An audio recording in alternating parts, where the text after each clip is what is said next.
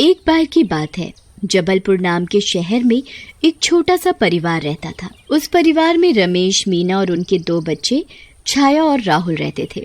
छाया 12 साल की थी और राहुल 2 साल का था।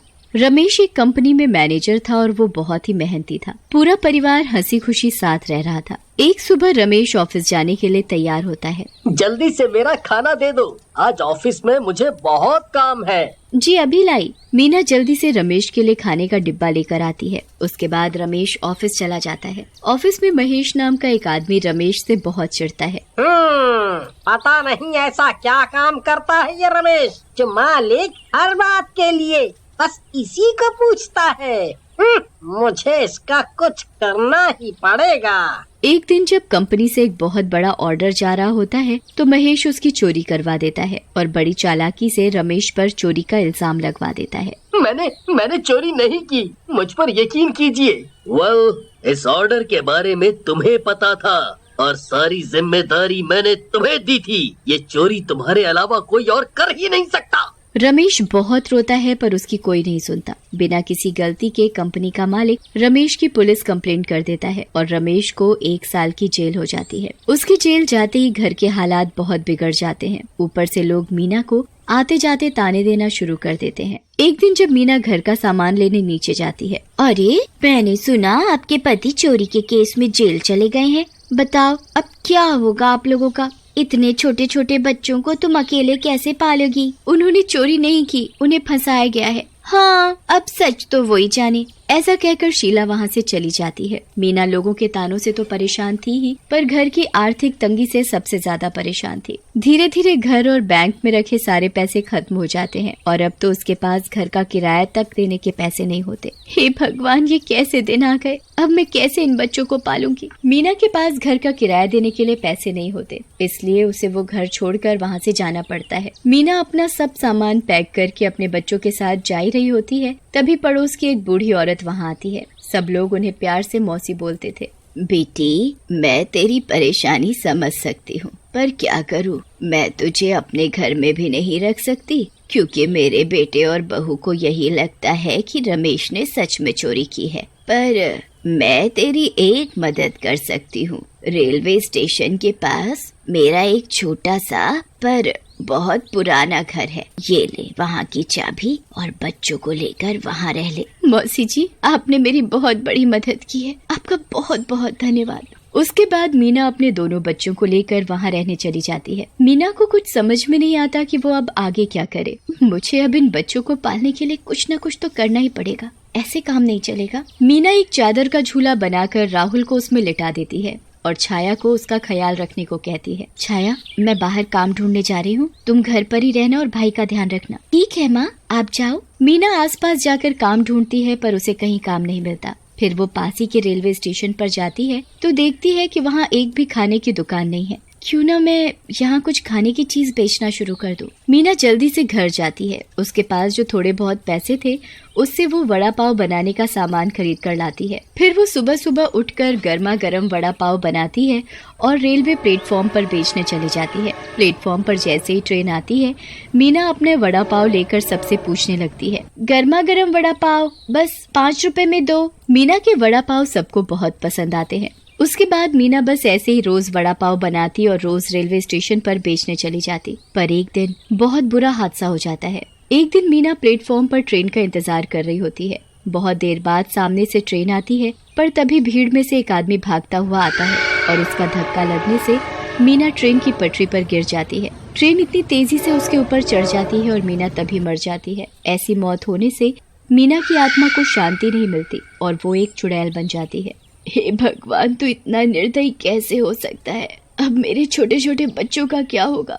वो घर पर मेरा इंतजार कर रहे होंगे। मीना भगवान से इतनी प्रार्थना करती है कि उसे भगवान ऐसी शक्ति देते हैं जिससे वो दिन में अपने पुराने रूप में रह सकती है। मीना जल्दी से अपने पुराने रूप में आकर अपने बच्चों के पास जाती है।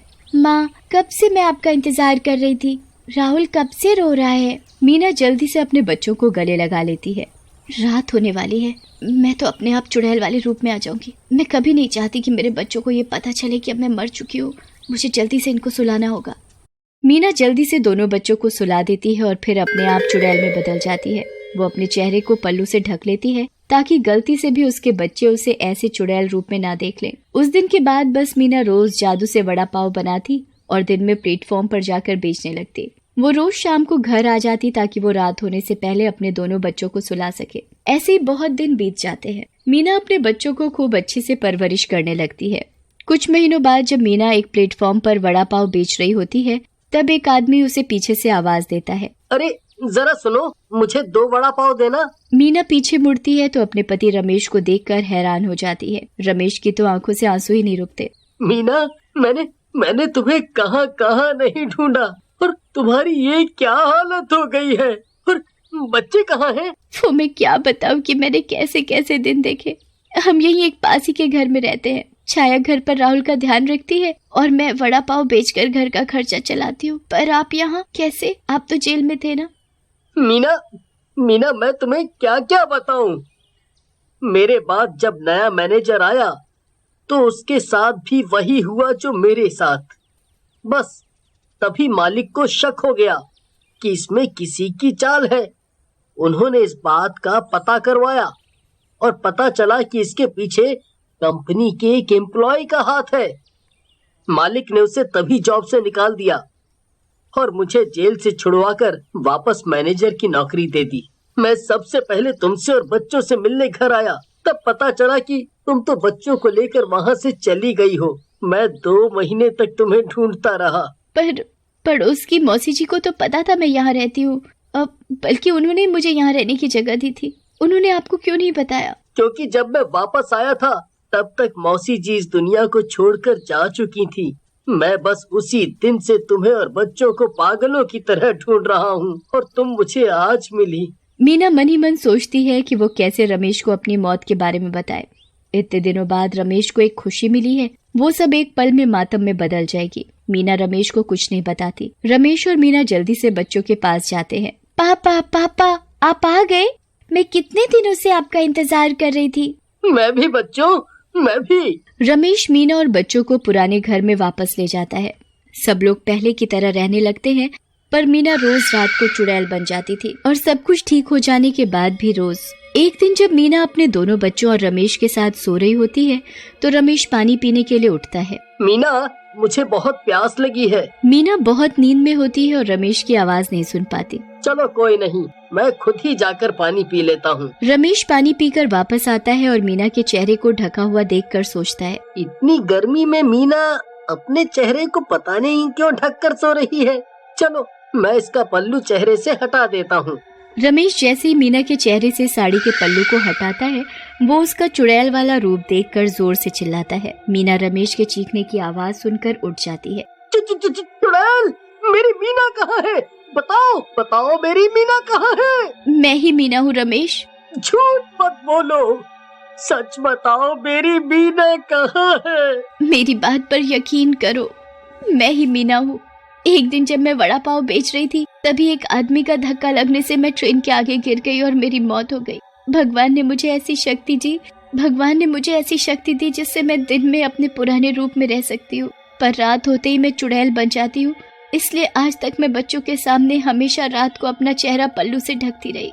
हे भगवान, ये क्या हो गया? मैंने कभी ऐसा सोचा नहीं था कि मैं तुम्हें खो दूंगा। मुझे अभी भी यकीन नहीं हो रहा है, पर मैं सच को बदल भी तो नहीं सकता।